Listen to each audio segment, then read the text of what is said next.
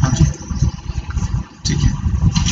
तो allotment of shares में हमने रिस्ट्रिक्शंस पढ़े थे। हमने रिस्ट्रिक्शंस के अंदर हमने पढ़ा था कि भाई आपके 90% जो सब्सक्रिप्शन है वो रिसीव हो जानी चाहिए, और जो आप लोग कह रहे हो एप्लीकेशन मनी पे 25%, वो शायद 5% से ज्यादा आपको 5% से ज्यादा आपको मांगना है, ठीक है। 5% से ज्यादा मांगना है आपको यस सर। एप्लीकेशन पे।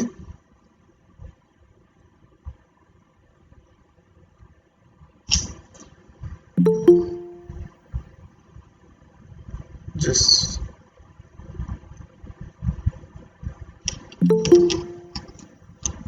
आवाज आ रही है girls? Yes sir.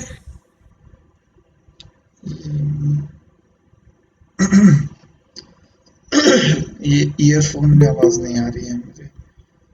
Just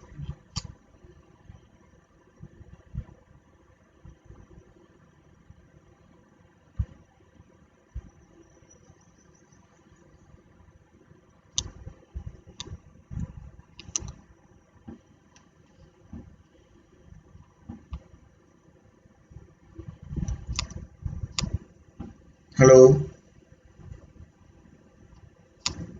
hello. Yes sir, आ रही है बात। आ रही है बात सर।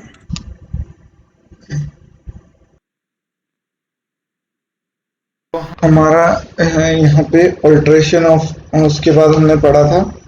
उसके बाद आता है procedure of allotment. Procedure of allotment हमारा क्या कहता है? प्रोसीजर में हमारा क्या कहता है यहाँ पे कि आपका जो है कि आपने जैसे अगर आपने किया है, जस्ट प्रोसीजर में हमारा क्या आता है, हमने अलॉटमेंट, हमारे जो एप्लीकेशन मनी है वो हमने रिसीव कर ली है, हमने जो उसका मिनिमम सब्सक्रिप्शन है वो भी हमने रिसीव कर लिया है। उस मिनिमम सब्सक्रिप्शन के बाद जब हमने वो मिनिमम सब्सक्रिप्शन हमारे पास आ गया है, हमने उसको इकट्ठा कर लिया है, बैंक में हमारे पास आ गया है, तो हमारा अलॉटमेंट का काम शुरू होता है। तब हम क्या करते हैं, कंपनी क्या करती है, आपका एक अलॉटमेंट लिस्ट तैयार की जाती है कि भाई हमने इतने हमारे शेयर्स थे, इतने नंबर ऑफ शेयर्स थे हमारे, हमने उसके लिए एप्लीकेशन जो है वो मंगवाई थी, और उससे ज़्यादा हमारे पास एप्लीकेशंस आ गई हैं।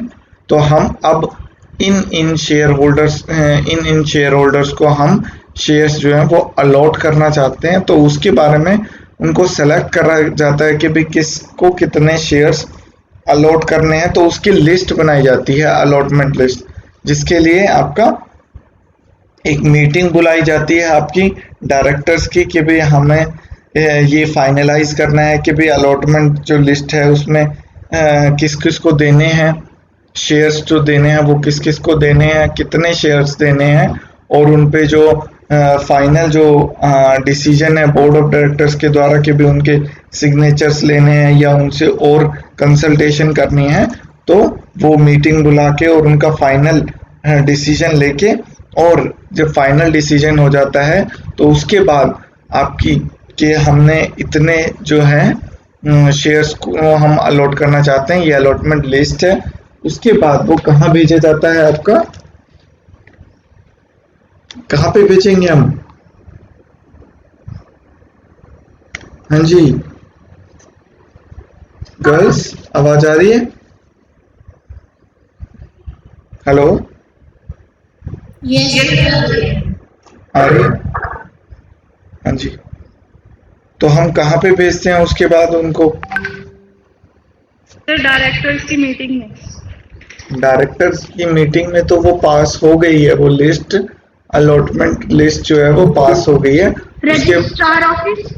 हाँ जी, वो जो है आपकी कि भाई हमने अपना अलॉटमेंट के ये फाइनलाइज किए हैं, उसके बाद रजिस्ट्रार ऑफिस में भेजा जाता है, ठीक है, सारे सिग्नेचर्स और उनकी रेजोल्यूशन के साथ में, ठीक है।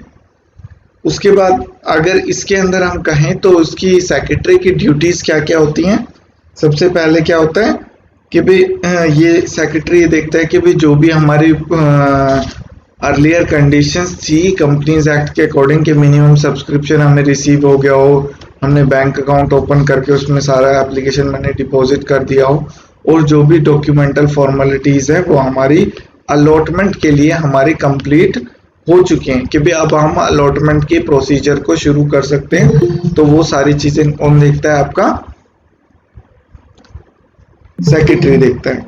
उसके बाद सेक्रेटरी क्या करता है? एक मीटिंग बुलाता है to get resolution passed to make the allotment in case there are too many applicants for the company's shares. The secretary calls a meeting of the allotment committee to make its recommendations. उसके बाद आपका क्या करता है? उसके बाद क्या आता है आपका? उसके बाद क्या करता है वो? He then prepare the letter of acceptance and letter of rejection according to the decision taken by the board of directors or the allotment committee. The secretary sends the letter of acceptance to the applicants who have been allotted the company share and letter of regret to those whose application has been rejected along with their application money deposited in the company share allotment account. Okay.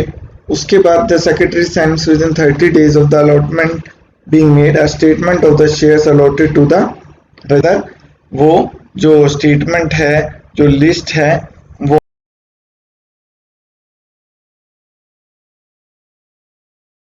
आपकी जो registrar of companies है उसके पास secretary भेजता है।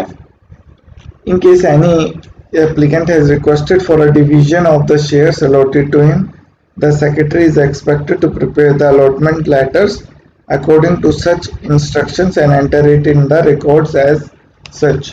ठीक है, यहाँ पे आगे हम पढ़ेंगे डिवीजन ऑफ शेयर्स भी और रिनंसिएशन ऑफ शेयर्स क्या होते हैं। ठीक है, उसके बाद नेक्स्ट क्या आता है? Documents relating to issue and allotment of shares. सबसे पहला है शेयर एप्लीकेशन फॉर्म। तो शेयर एप्लीकेशन फॉर्म आपका क्या है? क्या है भाई गर्ल्स शेयर एप्लीकेशन फॉर्म आपका? हेलो गर्ल्स, आवाज आ रही है? Yes, sir. क्या है भाई शेयर एप्लीकेशन फॉर्म? अभी तक हम उसके बारे में ही पढ़ते आ रहे हैं, बिना उसके तो कुछ होगा ही नहीं।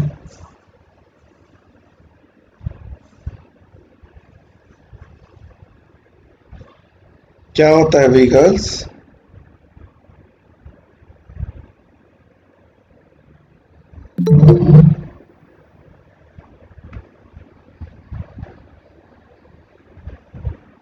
हेलो सर इसमें डिटेल डाल किस चीज की डिटेल डाल रहे हो गोल्डी? शेयर्स की कि शेयर होल्डर कौन है, कितने शेयर्स लेगा, कितने नहीं लेगा, कितनी प्राइस होंगे, ये सब। अच्छा, कितने लेगा कितने नहीं लेगा, ये शेयर होल्डर कैसे नहीं मतलब डिसाइड उसको करेगा? कितने चाहिए, नहीं उसको कितने चाहिए वो लिखेगा ना, लाइक उसको 200 शेयर्स चाहिए होंगे, 200 लिखेंगे। नहीं, ये भी होता है कि आपका जो कंपनीज होती हैं उनके अपने लॉट होते हैं, उनके अपने बंडल होते हैं शेयर्स के। कई बार कई कंपनीज क्या होती है, मान लीजिए एक बंडल में 200 शेयर्स हैं। ऐसे नहीं होते कि भाई हमारे जैसे होते हैं ना कि भाई आपका सब्जी मंडी में वगैरह में जाते हो तो कि भाई एक संतरा ले लिया या 2 संतरे ले लिए। उनका भी कुछ होता है कि भाई आपका संतरे तो चलो 1-2 मिल भी जाएं, लेकिन कईयों का होता है ना कि भाई आपका बल्क में ही ले सकते हो, आप 1 या 2 ऐसे नहीं ले सकते।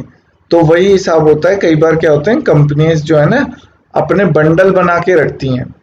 बंडल का मतलब है कि भाई हमारा एक ग्रुप बना के रखती हैं कि भाई 200 शेयर्स हमारे एक बंडल में हैं, 300 शेयर्स हमारे एक बंडल में है, 500 शेयर्स एक बंडल में है। तो इस तरह के वो बना के रखती हैं। तो उसके अकॉर्डिंग भी कई कंपनीज करती हैं और उन्हीं को इश्यू करती हैं। ठीक है, उन बंडल्स को इश्यू करती हैं। ठीक है, उसके बाद जैसे आपने कहा कि भाई एप्लीकेशन जो है सबसे पहले जब आपका प्रोस्पेक्टस इशू होता है, प्रोस्पेक्टस के साथ में ही आपका ये जो एप्लीकेशन फॉर्म है, जो सब्सक्रिप्शन जिससे आपके शेयर होल्डर्स या प्रोस्पेक्टिव शेयर होल्डर्स उसको फॉर्म को भर के, एप्लीकेशन फॉर्म को भर के कि भाई हम इंटरेस्टेड हैं इसमें, हम आपकी कंपनीज के शेयर्स लेने में, तो वो उसके फॉर्म भरते हैं और उसके साथ जो प्रिस्क्राइब्ड एप्लीकेशन मनी है, जो एप्लीकेशन पे मांगा गया है, वो एप्लीकेशन मनी चाहे वो चेक हो या आपका डीडी हो या जैसे भी हो, वो एप्लीकेशन मनी उसके साथ वो भेजते हैं, बैंक अकाउंट में वो रिसीव होता है। ठीक है, तो जब वो सारा प्रोसीजर आपका हो जाता है, बेसिकली ये आपका क्या है कि आपका एक एप्लीकेशन फॉर्म है जो अप्लाई करने के लिए कि भाई हम आपके शेयर्स खरीदने के लिए इंटरेस्टेड हैं, हमने इतना एप्लीकेशन मनी आपको दे दिया है।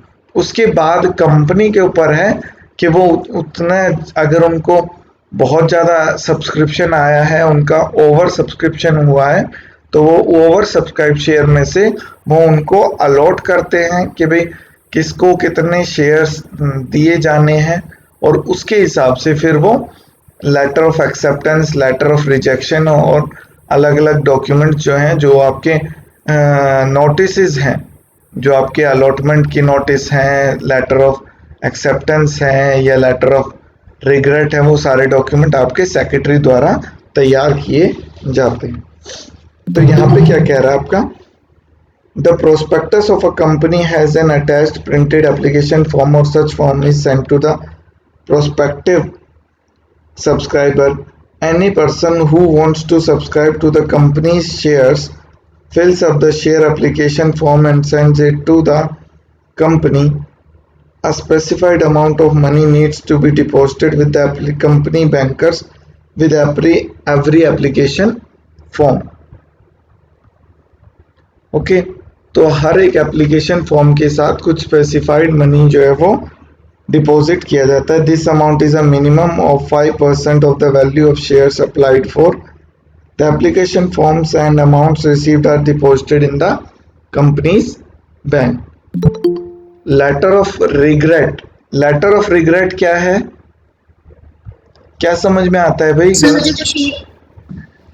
सर जब कोई पर्सन इंटरेस्टेड होता है कंपनी की शेयर्स खरीदने के लिए, बट कंपनी या बोर्ड ऑफ डायरेक्टर ये डिसाइड करती है कि उसको शेयर्स नहीं देने, तो वो उसे लेटर ऑफ रिग्रेट इशू करती है। हाँ जी, लेटर ऑफ रिग्रेट के साथ में उसका जो एप्लीकेशन मनी उसने भेजा था अपने एप्लीकेशन फॉर्म के साथ में, जो सब्सक्रिप्शन की जो अमाउंट उसने भेजा था एप्लीकेशन मनी पे, वो भी उसको वापस कर दिया जाता है।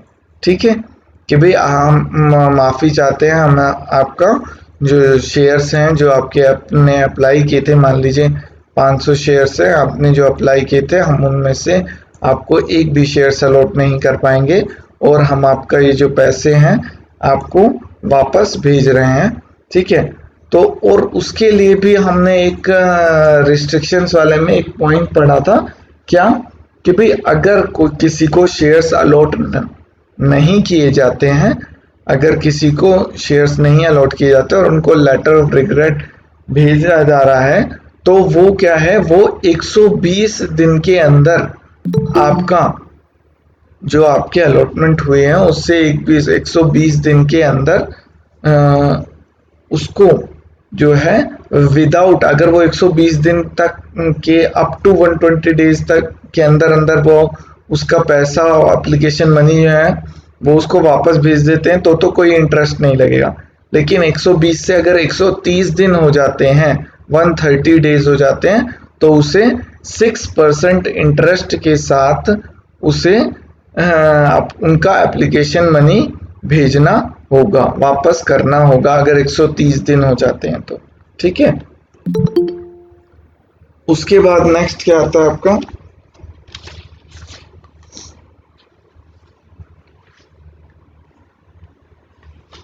हाँ जी, उसके बाद हमने पढ़ा है लेटर ऑफ अलॉटमेंट। हमने पढ़ लिया था कि भाई आपका क्या होता है, कि भाई इसके अंदर क्या होता है, आपका जितने भी शेयर्स अलॉट किए गए हैं उनको वो भेजा जाता है कि भाई आपको हमारी कंपनी की तरफ से आपने जो एप्लीकेशन लगाया था, आपने जो हमारे पास एप्लीकेशन फॉर्म भरा था, उसने जो शेयर सब्सक्राइब करे थे उनमें से आपको इतने शेयर्स जो हैं वो अलॉट किए जाते हैं और इतने नंबर ऑफ शेयर्स आपके हैं और उनके ऊपर आपको इतने % डिविडेंड मिलेगा और वो जो सारा सब कुछ होता है पूरा उनको डिटेल बताई जाती है, ठीक है, कि भाई आपका इतना % आपको डिविडेंड मिलेगा, इतने नंबर ऑफ शेयर्स हैं, ठीक है। और अगर रिडीमेबल प्रेफरेंस शेयर्स इशू किए जाते हैं तो उन पे ये भी लिखा होता है कि भाई आपका कितने टाइम पीरियड बाद आपके जो प्रेफरेंस शेयर्स है वो रिडीम होंगे, ठीक है। A letter of allotment is in printed form. It gives the detail of allotment in its first part, like the allotment number, the number and type of shares allotted, amount payable on allotment, the date by which the payment is to be made. Letter is duly stamped. The second part of the letter is a receipt which is the company's bank issues to the applicant on payment of the allotment amount specified in the letter, ठीक है। ऐसे ही आपका letter of allotment है। Letter of regret मैंने आपको बताया कि एक तरह से एक माफीनामा या आप कहें एक रिग्रेट कि भाई हम आपको शेयर्स इशू नहीं कर पाएंगे। और उसके बाद लास्ट में क्या आता है आपका रिनंसिएशन ऑफ अलॉटमेंट। रिनंसिएशन का मतलब यहाँ पे क्या है कि भाई अगर मान लीजिए कंपनी ने एक शेयर होल्डर को उस शेयर होल्डर ने कंपनी के पास शेयर्स जो हैं वो अप्लाई किए शेयर्स खरीदने के लिए, एप्लीकेशन फॉर्म भेजा और कंपनी ने उसको जो है वो अलॉटमेंट का नोटिस भेज दिया। उसको मैंने कहा अभी नोटिस भेज दिया कि भाई आपको जो है इतने शेयर्स जो हैं वो अलॉट किए जाएंगे, आपको इतने शेयर्स अलॉट किए जाएंगे। तो उसका फाइनल अलॉटमेंट होने तक वो अगर जो शेयर होल्डर है जिसको शेयर्स अलॉट किए गए हैं वो इच्छुक है, वो ये चाहता है कि भाई आप मेरे जो हिस्से के जो शेयर्स हैं वो मेरे जगह पे मेरे किसी फ्रेंड को या मेरे किसी भाई को आप अलॉट कर दीजिए। तो उसके लिए क्या प्रोसीजर करना पड़ेगा, उन्हें जिसके नाम पे वो एप्लीकेशन करवाना चाहता है, मान लीजिए कोई ए है, वो ए क्या कहता है कि भाई बी को मेरी बजाय आप बी को अलॉट कर दीजिए शेयर, लेकिन अभी बी को क्या है, बी ने शेयर के लिए अप्लाई नहीं किया, तो वो क्या कहते हैं कि भाई ठीक है हम कर देंगे, लेकिन वो उसके लिए क्या कहते हैं आप बी से एक एप्लीकेशन मंगवाते हैं कि आप एक एप्लीकेशन हमें भेजिए कि भाई आप इस कंपनी के शेयर होल्डर्स बनने के इच्छुक हैं या आप इस कंपनी के शेयर्स लेना चाहते हैं। तो उसके बाद जिसको एक्चुअल में शेयर्स अलॉट किए गए हैं उससे क्या कहते हैं कि भाई आप एक एप्लीकेशन हमें भेजिए कि आप इसको आप ट्रांसफर करना चाहते हैं या इसको रिनंशिएट करना चाहते हैं, बी को अपने शेयर्स जो है बी को करना चाहते हैं रिनंशिएट, और जो आपको ओरिजिनल अलॉटमेंट लेटर जो कंपनी की तरफ से मिला है वो हमें वापस भेज दीजिए ताकि हम दूसरा नया अलॉटमेंट लेटर जो आपने बी के लिए कहा है हम उस बी के लिए हम नया अलॉटमेंट लेटर बनवा सकें और हम जो रजिस्टर ऑफ मेंबर्स का जो रजिस्टर है उसके अंदर से आपका नाम हटा के हम बी का नाम ऐड कर सकें, ठीक है। तो वो रिनंसिएशन ऑफ शेयर्स का मतलब यहाँ पे ये है कि भाई बेसिकली आपने मुझे अलॉट किए थे लेकिन मैं इन शेयर्स को किसी और को देना चाहता हूँ, तो आप ऐसा करिए आप मुझे अलॉट ना करके मेरे नाम से या मेरे नाम हटा दीजिए वहाँ से और उनकी बजाय ये मेरे एक फ्रेंड हैं उनको आप ये शेयर्स जो हैं वो अलॉट कर दीजिए। तो वो जो सारी फॉर्मेलिटीज होती हैं अब वो ए की नहीं होंगी, अब वो बी को हो जाएंगी। बी के लिए अब बी ही रजिस्टर ऑफ मेंबर्स में नाम लिखा जाएगा और उसी के पास शेयर्स के डिविडेंड जाएंगे और सारा जो प्रोसीजर है, मान लीजिए जैसे अलॉटमेंट मनी जो उसने दिया है ए ने दिया है, अब उसके आगे की जो पेमेंट है वो सारी कौन करेगा, बी करेगा। अगर मान लीजिए फर्स्ट कॉल मांगी जाती है, सेकंड कॉल मांगी जाती है, तो जो कॉल्स मांगी जा रही हैं वो पेमेंट कौन करेगा? बी करेगा। ठीक है, तो वो सारा सब कुछ, सारे जो राइट्स हैं वो अब किसको ट्रांसफर हो जाते हैं? बी को ट्रांसफर हो जाते हैं। ठीक है, उसके Yes. बाद हाँ जी, उसके बाद आप अगर देखोगे इसके अंदर सारे आपको स्पेसिमेंस दिए हुए हैं। आप अपनी बुक्स में अगर देखोगे सारे हर एक उसके स्पेसिमेंस दिए हुए हैं कि भाई आपका लेटर ऑफ रिग्रेट क्या है, लेटर ऑफ अलॉटमेंट क्या है। ठीक है, ये सारे आपके स्पेसिमेन दिए हुए हैं। ठीक है, और यहाँ पे आपका क्या आपका लेटर ऑफ अलॉटमेंट है और आपका एप्लीकेशन फॉर्म फॉर शेयर्स, तो ये सारे आपको स्पेसिमेंस दिए हुए हैं। इन स्पेसिमेंस को आप अगर देखोगे, पढ़ोगे, तो आपको और अच्छे से क्लियर हो जाएगा कि भाई आपका किस तरीके से ये होता है।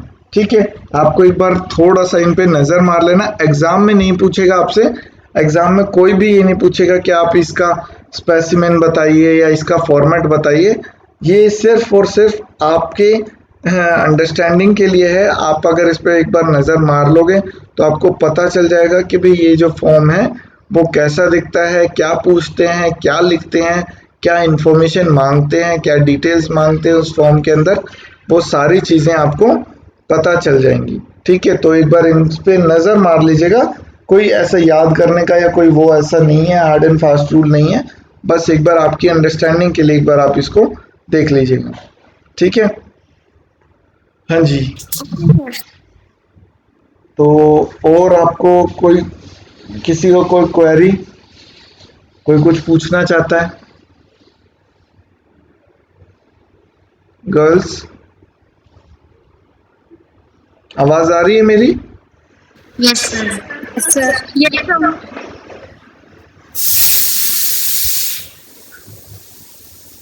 हाँ जी, आरती, हेलो।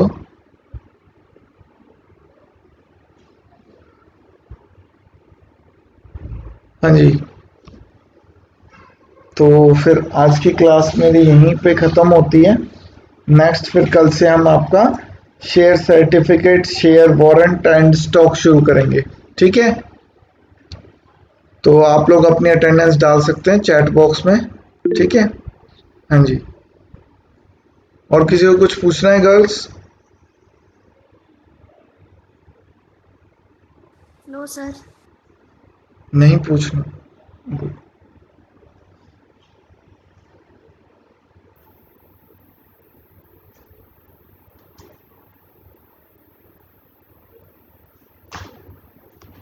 ठीक है गोल्डी, फिर आप अपनी अटेंडेंस लेके उसमें दे देना मुझे। ठीक है, ग्रुप में। Okay sir. ओके, चलिए, thank you class. Thank you, sir. Okay.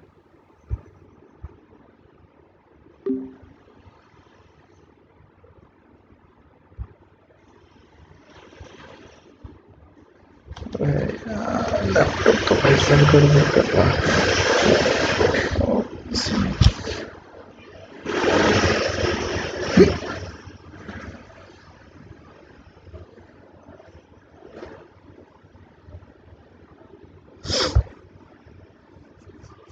रखी जा रही है, पागल हो गई।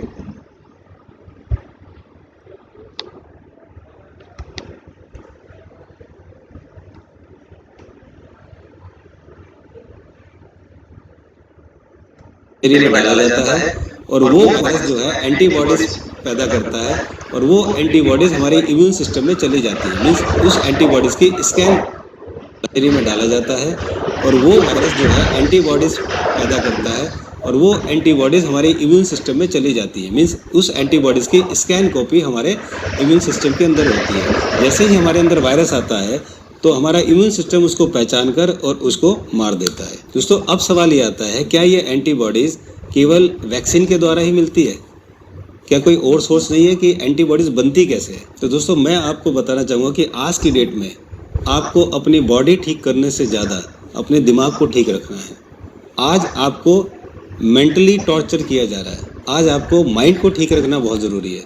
अगर आपका माइंड स्ट्रांग नहीं है तो आप अपनी बॉडी को भी स्ट्रांग कभी नहीं कर सकते।